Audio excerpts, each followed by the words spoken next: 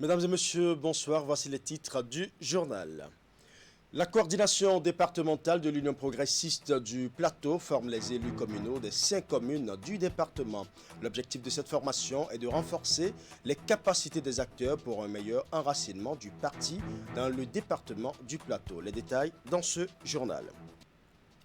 Ouverture à Cotonou ce lundi des travaux de la session extraordinaire de la commission administrative paritaire du ministère de la décentralisation et de la gouvernance locale. Les travaux seront essentiellement consacrés à l'étude du rapport de fin de stage probatoire des fonctionnaires de l'État mis à la disposition de ce département ministériel. Un exercice qui conditionne la titularisation des lauréats dans la fonction publique. Et puisque nous sommes en pleine période des fêtes de fin d'année, nous ferons un clin d'œil aux enfants des membres de l'Union nationale des syndicats des travailleurs du Bénin qui ont bien fêté la nativité. Le Père Noël, dans sa légendaire générosité, est descendu à la bourse du travail de Cotonou, les bras chargés de cadeaux. Voilà pour les titres. Mesdames et messieurs, à nouveau, bonsoir. Nous allons ouvrir ce journal par la formation des élus communaux des 5 communes du Plateau. C'est une initiative des responsables de la coordination départementale de l'Union progressiste du Plateau avec à leur tête Antoine Kolawole Idji et le président de l'Assemblée nationale Louis Vlavonou. Cette formation dont l'objectif est de renforcer les capacités pour un meilleur enracinement du parti dans le département du Plateau se déroule à Kokoumolu. Reportage. Réunis ici à Kokoumolu dans la commune d'Ifaï, les conseillers communaux et cadres politico-administratifs estampillés Union progressiste des 5 communes du département du Plateau.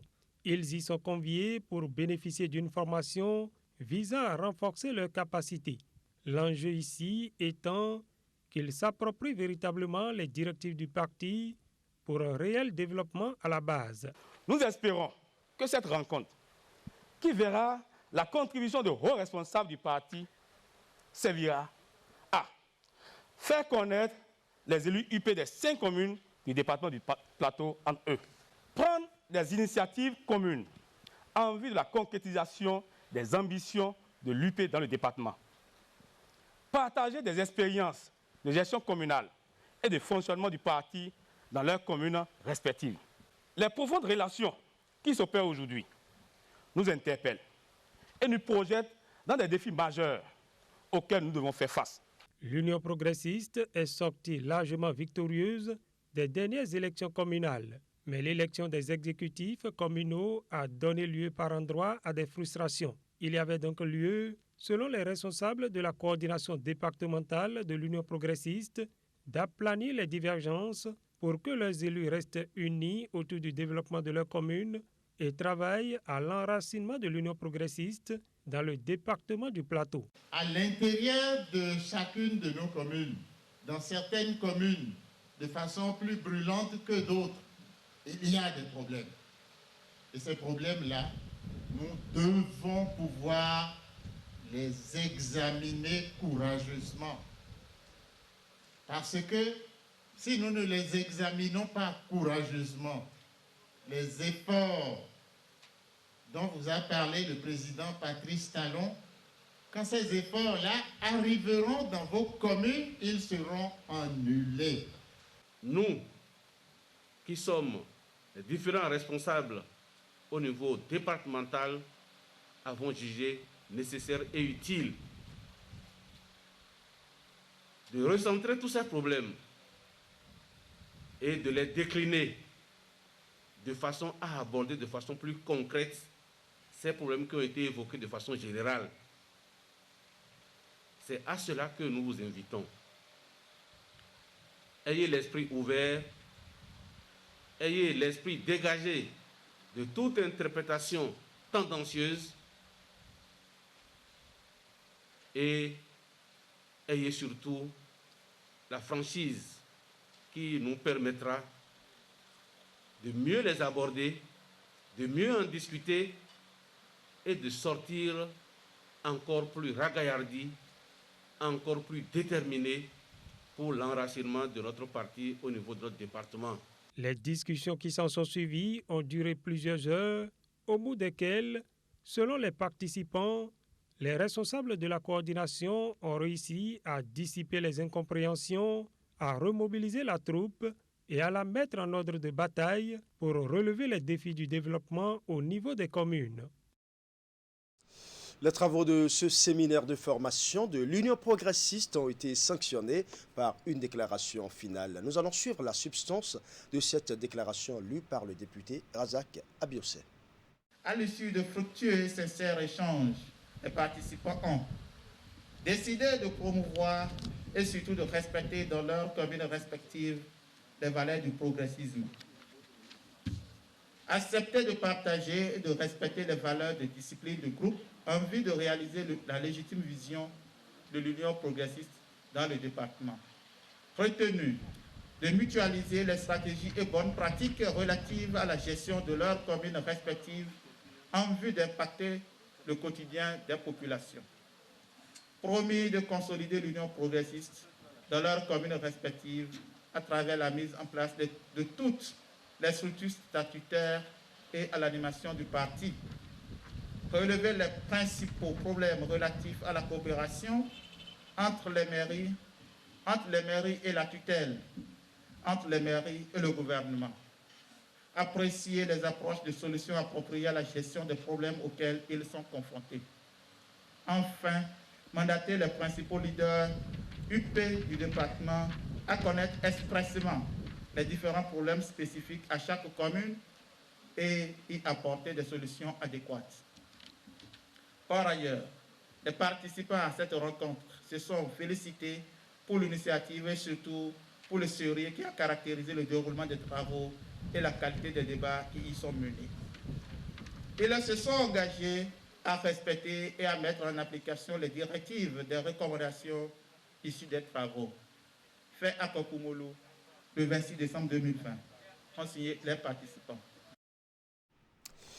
Les travaux de la session extraordinaire de la commission administrative paritaire du ministère de la décentralisation et de la gouvernance locale ont démarré ce lundi à Cotonou. Ils sont essentiellement consacrés à l'étude du rapport de fin de stage approbatoire des fonctionnaires de l'État mis à la disposition de ce département ministériel. C'est cet exercice qui conditionne la titularisation des lauréats dans la fonction publique. Plus de précisions avec Wahab Alipara.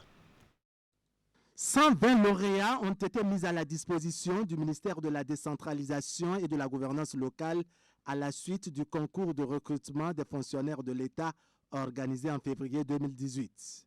La titularisation de ces derniers est subordonnée à un stage probatoire et ceux des catégories A et B sont invités à soutenir leur rapport de fin de stage. L'exercice a débuté depuis le 14 décembre dernier et aujourd'hui, 64 candidats planchent devant la commission administrative paritaire du ministère de tutelle. Ces travaux sont d'une importance indéniable car de la satisfaction que vous émettrez sur le stage probatoire dépend la titularisation des fonctionnaires stagiaires. À cet effet, vous aurez à évaluer les rapports soumis à votre appréciation aussi bien dans la forme que dans le fond. Le déroulement du stage, le diagnostic de la structure d'accueil, les expériences acquises, les causes des problèmes identifiés ainsi que les solutions envisagées par les stagiaires seront entre autres au centre de votre attention.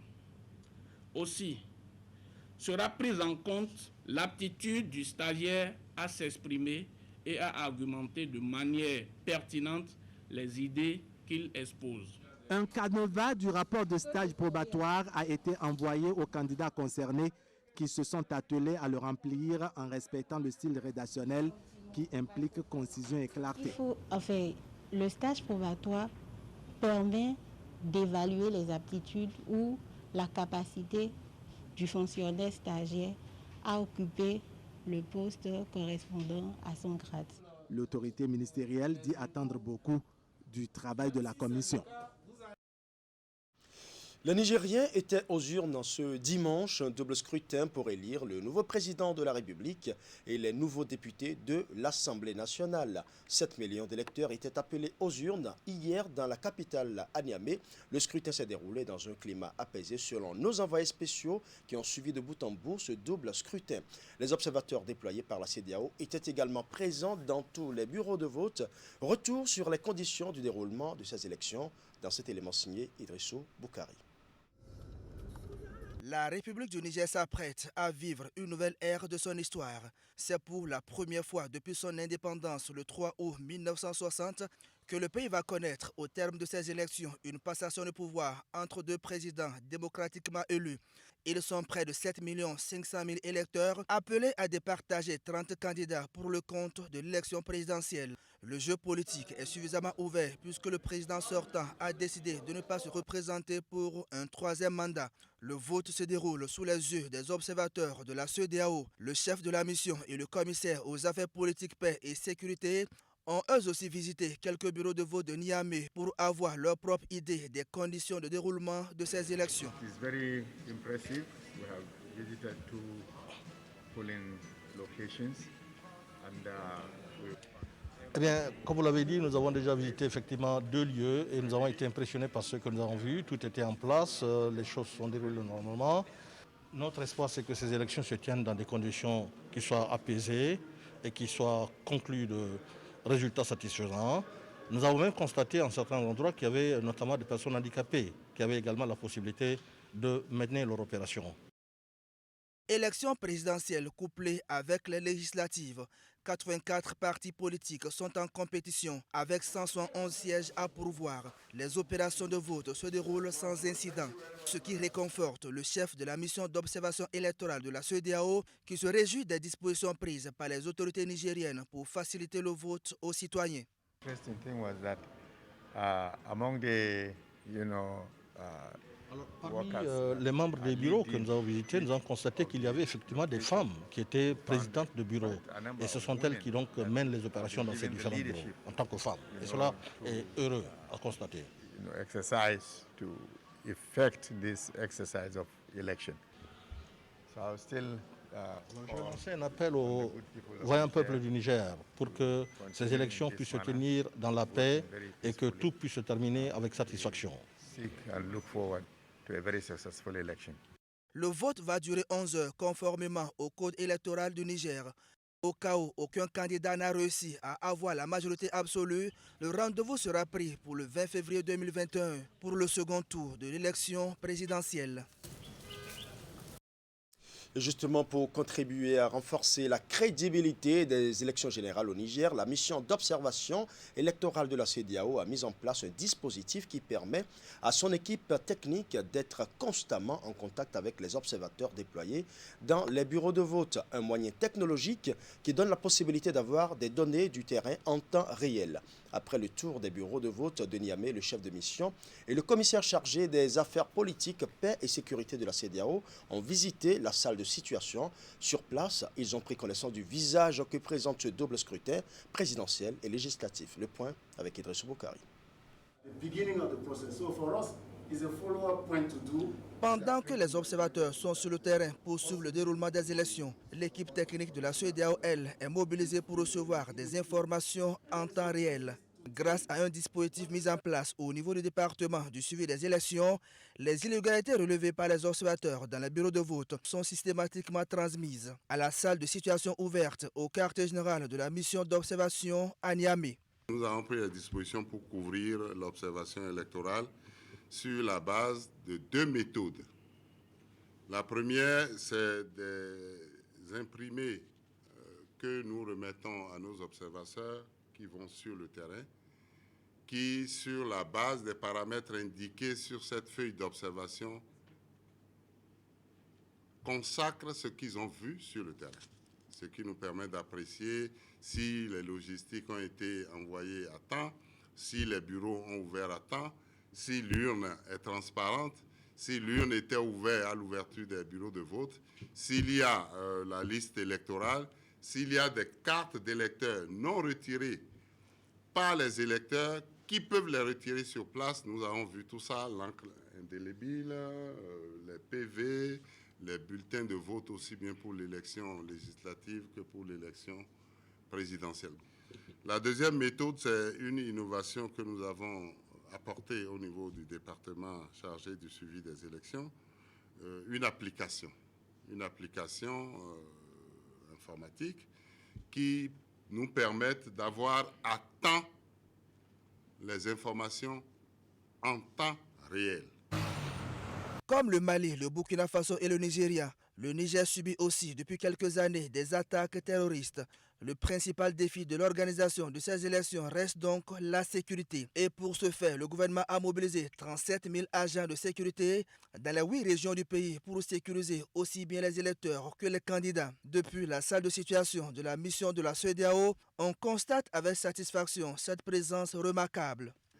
Par rapport à la présence des agents de sécurité, nous pouvons vous indiquer que les agents de sécurité étaient à 90% présents dans les centres de vote.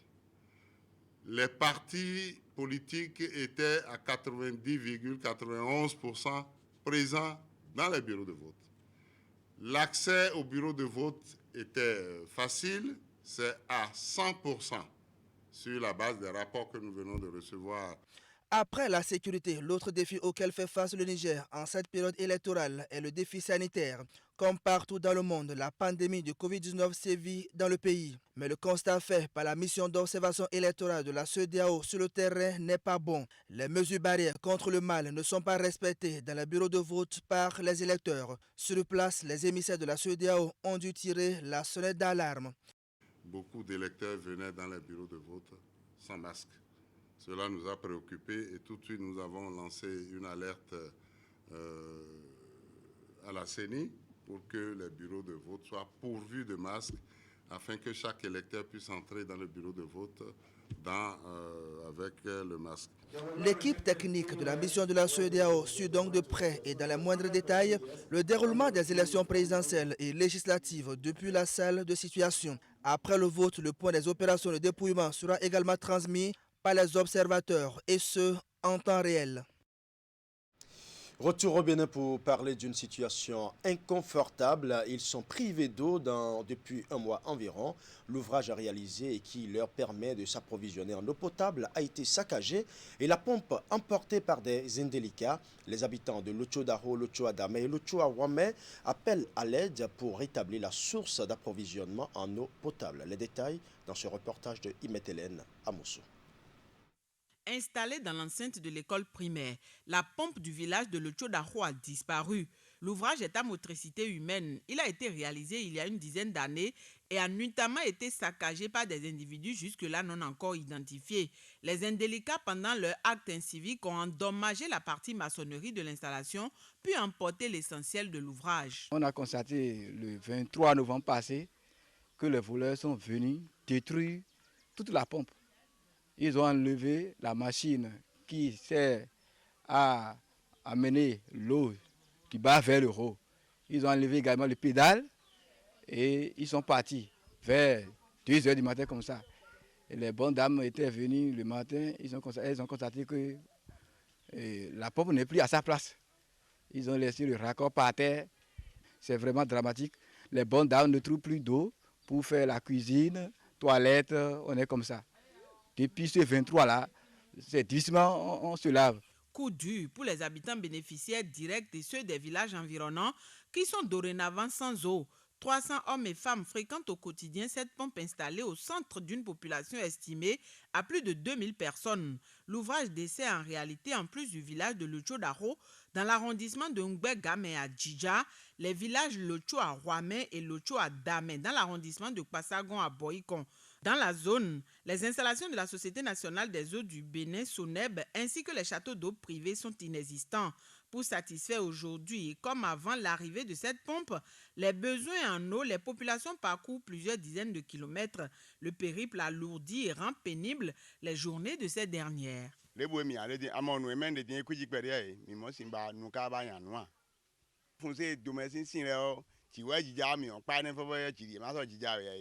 on to isale puis un mo sinde ton gbelengo block yon bla kwadongba puis yon ye non lindi mi mo sinde a nous en jo na bio yo il fait quelqu'un boire vimi nous a khozu a che pa to gan mi ton mi obi e ranjire ni quelqu'un bon to ye quelqu'un boire vimi na yodo na chato to en brodi a jodo si aso chato wa en chato to en si brodi yon to kole bi na vo jogma vavo de fini a mi de bio sun kan me mi da buru me mi de bo mi do bi ba do ni tenpon bo nu no me enele de ni so gbogbo nu mi lo mi na nu me ba no me de. Les femmes là sont en train de pleurer. La population souffre vraiment, la population souffre énormément. Nous invitons les autorités compétentes en la matière à nous aider à réparer la pompe, sinon on ne boit plus. Le liquide vital est indispensable pour la cuisine, le bain, la lessive. Il sert de boisson et même dans les activités professionnelles diverses. La destruction de la pompe de l'eau chaude pose un sérieux problème de survie et d'hygiène. Les populations sont désormais exposées aux maladies. Vivement que les autorités à divers niveaux et les bonnes volontés aident les populations à rétablir l'ouvrage ou à multiplier les sources d'approvisionnement en eau. Merci à vous, Imet Lamousso, pour ces précisions. L'impact socio-économique du coronavirus dans les secteurs couverts par l'UITA au Bénin, c'est le thème d'une causerie débat organisée les 22 et 23 décembre dernier à Lokossa. L'organisation a été assurée par le Comité national des syndicats du Bénin et affilié à l'UITA. Voici le reportage de Geoffroy Messin. Après 48 heures de réflexion et d'échange, ici à Lokossa, dans le département du Mono, les portes de cet atelier de validation se referment. Mais avant, les participants ont eu à renchérir et valider les résultats d'une étude menée par 2 experts consultants sur l'impact socio-économique du coronavirus dans les secteurs couverts par l'UITA au Bénin. Évidemment, tout au début de 2020, personne n'avait estimé que 2020 allait nous réserver cette surprise-là, qu'on a appelée la Covid-19 et qui a littéralement modifié le monde. Et qui a littéralement, je dirais même fait progresser le monde dans une certaine mesure. Parce qu'il y a des choses auxquelles on n'était pas habitué, mais aujourd'hui on a oublié de faire avec, d'utiliser, je dirais, les technologies. Et ça, c'est de gagner, comme quelqu'un l'a dit, la dialectique, c'est que tout change, tout bouge, tout se transforme. Et je crois que la Covid aussi nous a amené à bouger, à nous transformer et à surtout voir la dimension positive de ce qui s'est passé avec cette pandémie-là. L'atelier a été organisé par le Comité national des syndicats du Bénin affiliés à l'UITA, l'Union internationale des travailleurs de l'alimentation, de l'agriculture, de l'hôtellerie-restauration, du tabac, du catering et des branches connexes. Les partenaires sociaux qui y ont pris part ont pu avoir une photocopie des effets de la COVID-19 sur les secteurs couverts par l'UITA. Il y a d'abord la baisse de la production, la baisse de la productivité au niveau des entreprises. Il y a plusieurs qui sont allés en chômage technique et sans oublier en réalité les conséquences psychologiques sur les employés dans leur foyer, dans la vie sociale, etc. La rencontre a permis d'outiller les participants en ce qui concerne les symptômes de ce mal, comment se prémunir contre et les réflexes à avoir quand on est un porteur sain ou pas. C'est comment nous comporter, toujours se déplacer avec les masques, se laver les mains avec du savon et utiliser aussi les gels alcoolisés dans le milieu de travail. Et nous remercions surtout l'UITA qui a organisé cet atelier à notre profit. Nous remercions aussi les organisateurs. Nous remercions aussi les experts consultants qui nous ont donné le document sur qui nous avons basé pour faire le travail. Cette rencontre qui s'achève sur des notes de satisfaction a bénéficié de l'appui technique et financier de la Fondation Friedrich Herbert. Coup de filet du commissariat d'arrondissement de Semekpodji, les éléments de la police républicaine ont mis la main sur une importante quantité de chanvre indien. Nous parlons de près d'une tonne selon les estimations. Les convoyeurs du produit prohibé ont été aussi appréhendés. Il s'agit de 6 Béninois, un Nigérian et un Togolais. Plus de détails avec le capitaine Salio Bachabi. À ma prise de service au commissariat de Semekpodji, j'ai eu l'information que la commune de Semekpodji est une plaque tournante des trafiquants de stupéfiants. Suite aux informations qui nous sont parvenues dans la nuit du jeudi 24 au vendredi 25 décembre 2020, faisant état du déchargement d'une marchandise le long de la plage de Semeoku. Suite à cette information, une équipe dirigée par mes soins est descendue sur le terrain. Suite à cette opération, 12 sacs contenant des emballages de chanvre indien ont été arrêtés et conduits au commissariat. 8 éléments ont été appréhendés et mis en garde à vue. Le compte rendu a été fait à monsieur le procureur de la République, à la hiérarchie. Le lendemain, aux environs de 5 heures, une battue a été effectuée au 10 lieux. Suite à cette battue, nous avons retrouvé 4 sacs et demi contenant des emballages de chanvre indien. C'est la première fois dans la commune de Semekpodji qu'on arraisonne jusqu'à environ 1 tonne de chanvre indien dans cette commune. Le 23 décembre dernier, l'opérateur économique et député Ernest Medewanou était en communion avec les populations de Toviklen, une commune du département du Koufo. Un moment festif au cours duquel il leur a offert, comme à chaque période de fête de fin d'année, des vivres. Nous allons suivre. Ici, le Père Noël est spécialement habillé en blanc et a pour nom Ernest Medewanou. Et plus qu'un Père Noël, cet opérateur économique et député a choisi cet après-midi du mercredi 23 décembre 2020 pour passer un moment convivial de fraternité avec ses frères et sœurs de sa cité natale, Toviklen. Dans sa gibecière, il leur a apporté de quoi passer cette période des 2 fêtes de fin d'année en mangeant bien et à satiété. Depuis 16 ans, j'ai toujours manifesté de cette sorte pour atténuer un peu la souffrance des femmes. Ernest Medewanou n'est pas son premier geste de soutien et de solidarité à la commune de Toviklen. Son regard d'amour et sa présence aux côtés des ménages modestes est devenu, plus qu'une tradition, une manière de vivre. J'ai commencé avec 6 tonnes. Je suis allé à 10 tonnes. Aujourd'hui, je suis à 15 tonnes pour eux. Cette année, le don est composé de 560 sacs de riz, de 25 kg à répartir à tous les habitants de la commune, arrondissement par arrondissement, plus une grosse enveloppe financière de 1 million de francs CFA. Comment faire pour occuper toutes les populations de la localité de Toviklen à avoir un emploi? Comment y penser pour que nous réalisons pour chaque fille de Toviklen une occupation professionnelle, pour que nous ne soyons pas obligés de quitter notre localité pour ailleurs avant de subvenir à nos besoins. Je vais parler de l'exode rural. Je renouvelle encore ce vœu à l'endroit de mes frères qui ont étudié cette question de développement, de penser à ce que nous devons créer comme activité pour occuper les nôtres. Je vous en prie, c'est possible. Tout en formulant ses vœux pour la nouvelle année, le député soutenu durant la cérémonie de remise par 2 de ses collègues a lancé quelques messages à la jeunesse et aux cadres. Aux jeunes de Toviklen, il leur a demandé de ne pas se tromper de chemin en pensant que faire de la politique est source de richesse. Nous devons tous nous intéresser à la chose politique. Nous devons nous intéresser à la chose politique parce que nous devons comprendre comment notre cité est gérée. C'est tout l'intérêt que nous avons à faire la politique.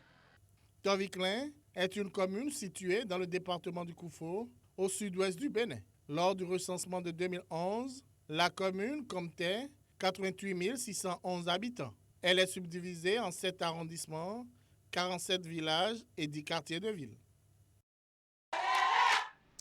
Les enfants des membres de l'Union nationale des syndicats des travailleurs du Bénin ont également passé une période de fête en joie. C'était le dimanche 27 décembre à la Bourse du Travail à Cotonou. Le Père Noël, dans sa légendaire générosité, a pris par là pour mettre la joie dans le cœur de ses enfants.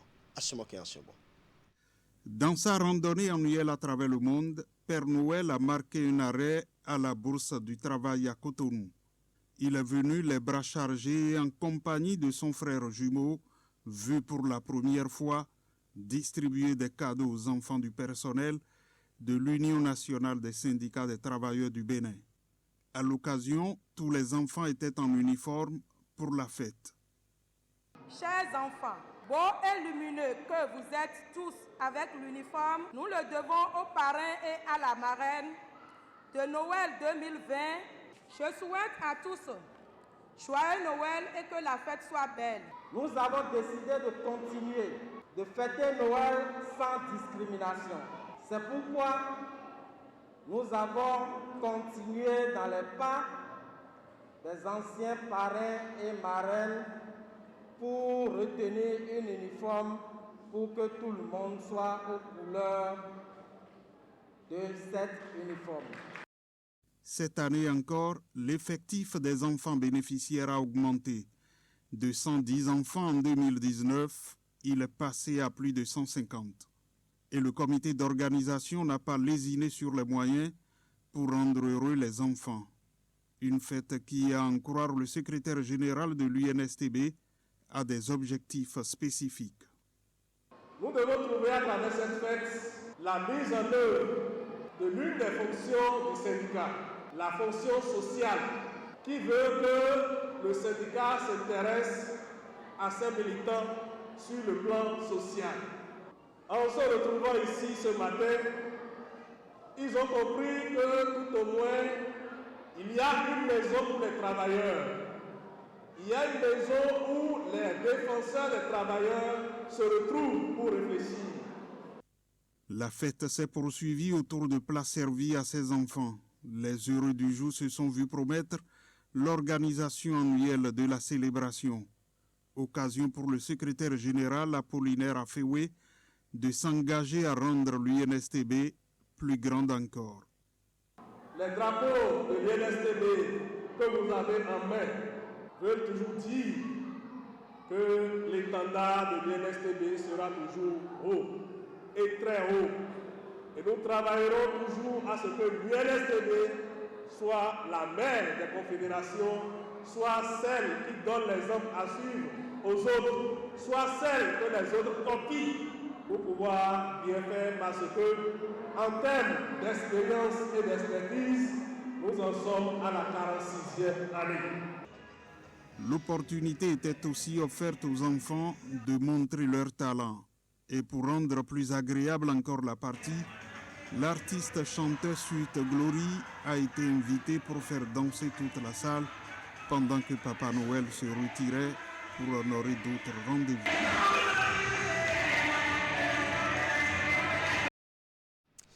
Célébration de Noël toujours, l'artiste chanteuse Pélagie la Vibreuse et sa maison de production Eslaora ont choisi l'hôpital de zone d'Abomey-Calavi pour apporter de la joie au cœur des nouveau-nés et leurs parents. Ils sont allés les mains chargées de kits pour enfants et de matériels médicaux au profit du centre de santé.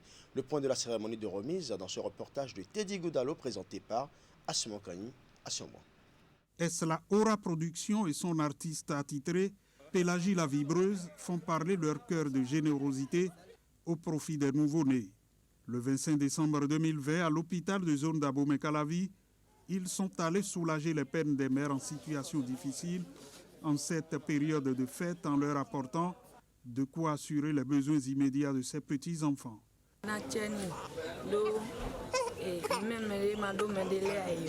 Toutes nos gratitudes à l'artiste et sa maison de production. Soyez bénis davantage. J'ai vu tout ce qu'elle nous a offert avec sa maison de production. Ce qu'elle a donné. Elle peut croire que c'est petit, mais c'est beaucoup. Ça doit sauver des vies. Tout ça, c'est des effets qui sont très très utiles à la maternité. Peut-être que dès demain, on va commencer par utiliser ces études. En plus de cet acte, bien de familles, dans le souci de paiement des frais d'accouchement, ont pu rejoindre leurs maisons respectives grâce à Pélagie la Vibreuse à travers Eslaora Production. Ils ont bel et bien envie de rentrer. C'était l'idée de les aider à retrouver leur maison conjugale et de fêter Noël dans la joie de vivre. Ce qu'on s'est fait là, rien n'empêche personne de laisser exprimer son cœur. Des outils médicaux sont également allés à l'endroit du personnel du centre de santé. Une manière pour Alain Vigan et son artiste d'accompagner le gouvernement dans son élan d'action sociale. Cette année, c'est une année exceptionnelle, vu les réalités, les nécessités, ce que vous savez déjà, Covid-19. Sinon, d'habitude, on le faisait et on finissait avec un concert en apothéose. Nous sommes venus avec ces quelques matelas que vous constatez, les matériaux du travail, les tambours, tensiomètres électriques, les plateaux avec leurs couvercles et avec des vivres et de quoi faire ou de quoi donner de la joie au cœur des mamans et de ces nouveau-nés. Ce geste de générosité a lieu depuis près de 10 ans. Pélagie la Vibreuse et Eslaora Production ne comptent pas s'arrêter en si bon chemin, car apporter la joie au cœur des êtres vulnérables constitue leur priorité. Nous allons à présent parler des préparatifs du Carnaval international de Ouidah. L'événement se tiendra en décembre 2021 pour faire découvrir les merveilles de cette ville historique aux Béninois, aux étrangers et aux touristes. Mais en attendant, ce carnaval livre une partie de son projet. C'est le vernissage à travers les œuvres de l'artiste Pascal Kodjo Avokpo qui a commencé depuis le 23 décembre. Suivons. Ouidah voyage à travers le vernissage de l'artiste Pascal Kodjo Avokpo. Et comme les résidents de la cité historique, les touristes et les visiteurs découvrent aussi les œuvres de cet artiste peintre dont les inspirations sont nombreuses. Des couleurs, des portraits, des paysages, tout un art qui montre les qualités de l'homme. Vous êtes ici, vous rentrez dans les œuvres, vous rentrez dans les couleurs, vous rentrez dedans correctement. Et à ce moment-là, qu'est-ce que vous sentez? C'est un peu spirituel. Vous rentrez dans les œuvres et vous cherchez à comprendre. Inutile de demander ça là c'est quoi, ça là c'est quoi. Non. Rentrez dans les œuvres, rentrez dans les couleurs. Qu'est-ce que ça vous fait quand vous rentrez dedans? C'est tout.